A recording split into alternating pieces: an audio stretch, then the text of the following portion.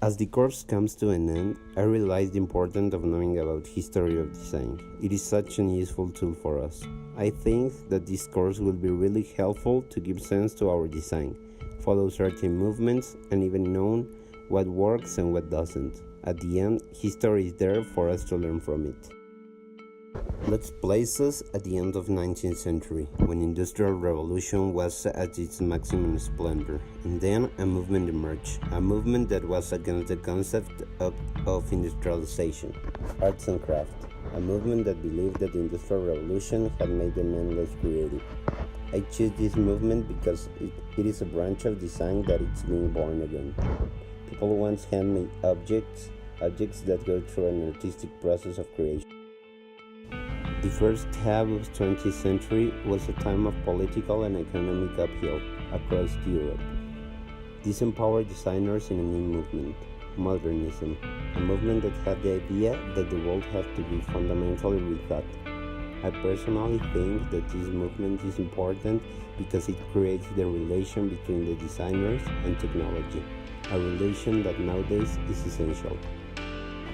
We can't talk about design history without mentioning Bauhaus, a German school that had only 14 years of history but still making enormous impact in design.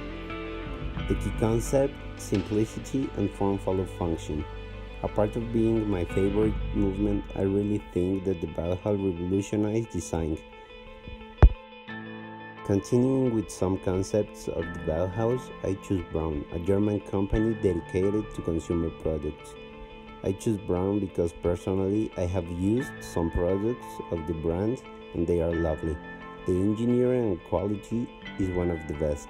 I think is one of the brands that really represent how design should be done. The last trend I chose was Alessi. This Italian housewares and kitchen utensil company is also a perfect representation of what good design is. What I really admire of this company is how open they are to work with designers of every single style.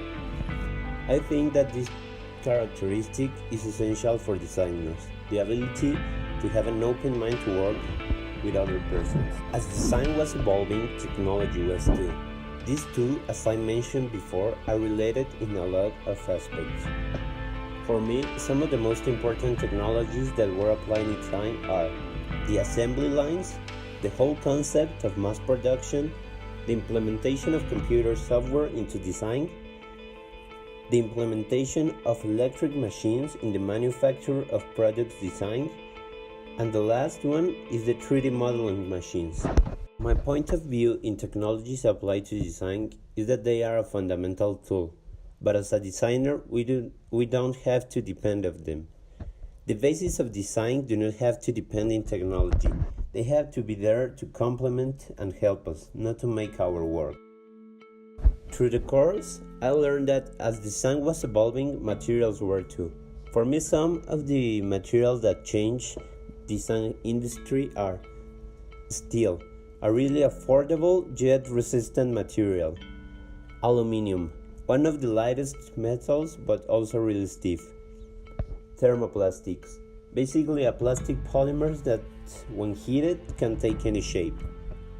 Carbon fiber, a super lightweight material but sometimes as stiff as a metal, and maybe not as new as the other, I had to choose wood. Even nowadays we're still using this material. As a part of this course we saw a lot of designers, but there are some that I really admire. The first one and my favorite is Dieter Rams. As I mentioned before, Braun is one of my favorite designer brands out there, and Dieter Rams is heavily associated to it. Next, I choose Mies van der Rohe, one of my favorite architects and designers. I choose him because he was a pioneer in modern architecture, so for me that has a lot of value. The third character I choose is Charles Eames. I really enjoy working with Good, so I absolutely admire his designs made with it. Philip Starck was my fourth choice. What I really like about him is that I think that he experiments with shapes, forms, and materials a lot. And the last designer and architect that I choose is Le Corbusier. I really admire that he do it all. Architectural designs are everything. Talking about the objects, my first pick was the Barcelona couch by Mies van der Rohe. I think it's a really elegant yet minimalistic piece of design. The second object I choose is the Wasilla chair. As I mentioned before, I really like the Bauhaus, and this chair represents it perfectly.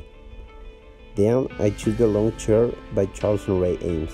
I choose the chair because in the way they transform wood into such an organic shape amazes me.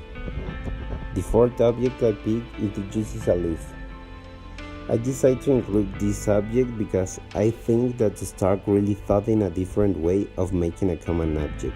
And finally, I had to choose brown again. Unfortunately, I couldn't decide a single object of the brand because I really like them all. Each object has some specific characteristic that amaze me.